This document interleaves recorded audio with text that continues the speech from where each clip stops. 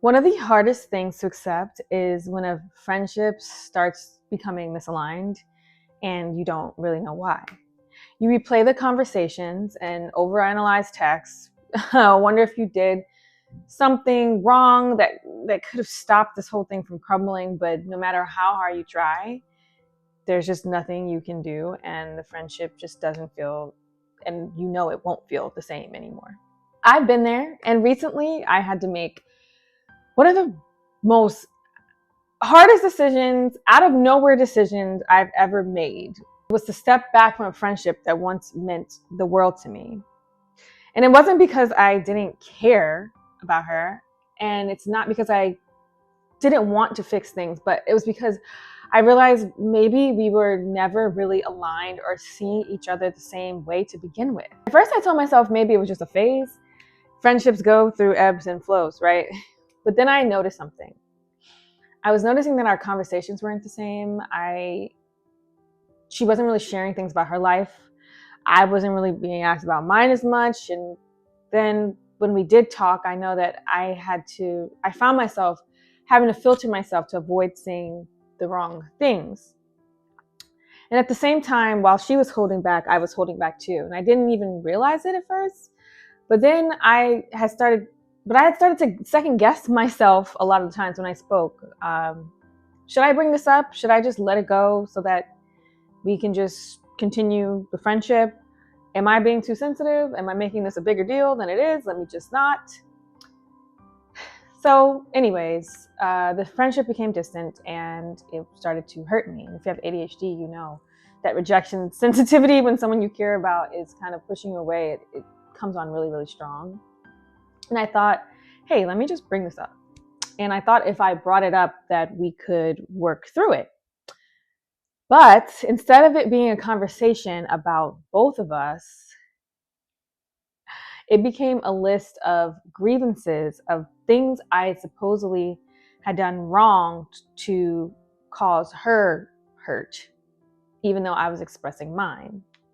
I made things about me, that I didn't listen enough, that I had been distant myself. And suddenly I just started questioning everything. Was I a bad friend? Was I really that selfish? So I sat with her words for a long time. I don't take things people say lightly. And the truth is, sure, yes, I could have done better in some ways. I could have been more present. I could have been more intentional. I'm not going to sit up here and pretend I'm perfect, because I'm not. She felt like I wasn't showing up for her in a lot of ways, dating from some months and years back. And here's something I haven't talked about much before, but I have ADHD, and sometimes I don't even realize when I shifted the conversation until later.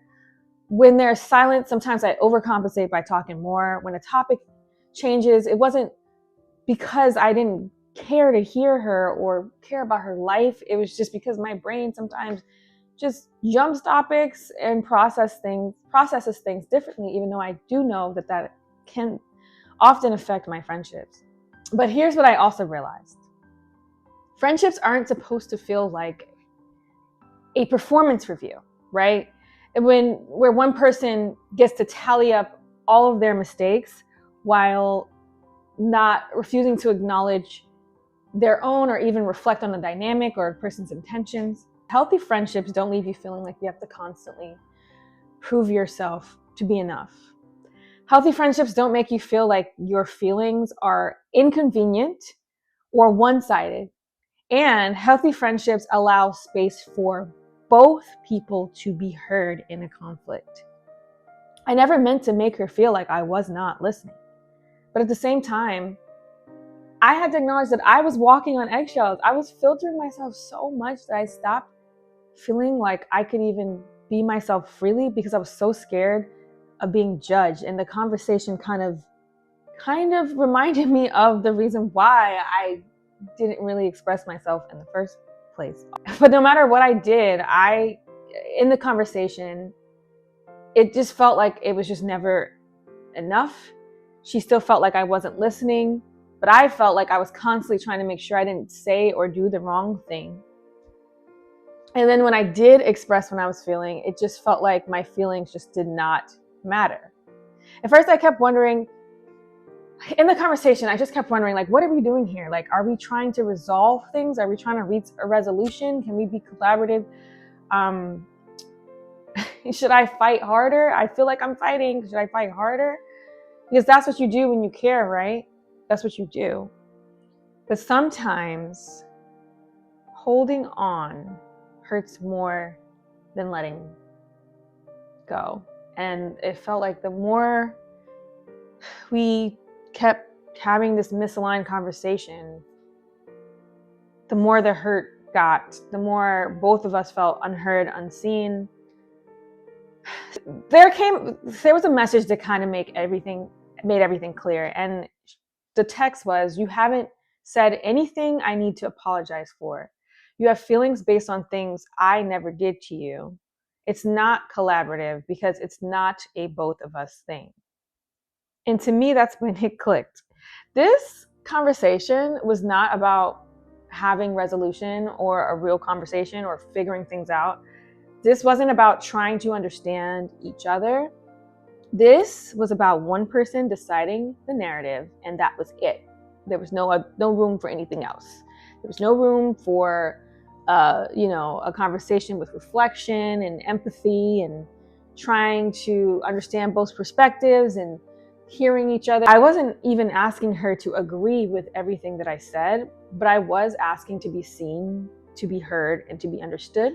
And in that moment, I knew, one, I was hurt even more because my feelings had been completely dismissed, my perspective dismissed and invalidated. But in that moment, I just knew that there was nothing left to fight for. I think it was decided before I even got into the conversation that this was not about talking or working through things. This was a decision that maybe, I'm not sure, but had already been made. Because the friendship isn't about who's right and who's wrong. Who cares about that?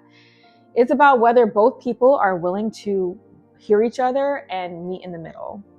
And when someone refuses to even acknowledge that your feelings are real, that's when you know it's time to go. Friendship should feel like safety, not pressure. You shouldn't be getting ultimatums. They should feel like home and not a test. And if someone refuses to meet you halfway, if they make you feel like you're the only one who needs to do better, or they're the only one whose feelings matter, if you're constantly second guessing yourself, it's okay to walk away. Not every friendship is meant to last forever. Some friendships are meant to teach us, to shape us, and to be a part of our story for a time. But that does not mean that they're failures when they end. I've accepted that we may never align. We may never see eye to eye on certain things. I may never get empathy. I may never get acknowledgement, and that's okay. I don't need it now. I don't need closure from her. I just need peace within myself. If this resonated with you, let me know in the comments. Have you ever had to walk away from a friendship, and how did you know that it was time? And if you're struggling with this right now, just know you don't need permission to leave a space that no longer feels safe for you. Thank you for watching. Don't forget to like and subscribe if you want more real, honest conversations like this one. And I'll see you at the next one. Unscripted.